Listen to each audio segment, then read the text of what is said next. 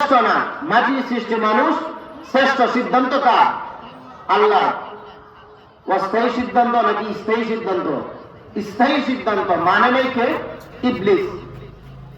গায়ের জোরে মানে নাই যে আমার অনেক শক্তি এই কারণে না, সে যুক্তি দিয়েছে, যুক্তির ব্যানারে মানে নাই, মজার যুক্তি। আল্লাহ কয় কি তোমার যুক্তি? বলে কোরআনের আয়াত, খলাকতানি মিন নারিন ওয়া খলাকতাহু মিন তিন।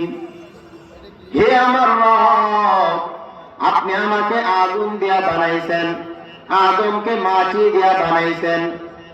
মাটি উপরের দিকে মারলে নিচের দিকে আসে, কারণ মাটির গতি নিচের দিকে।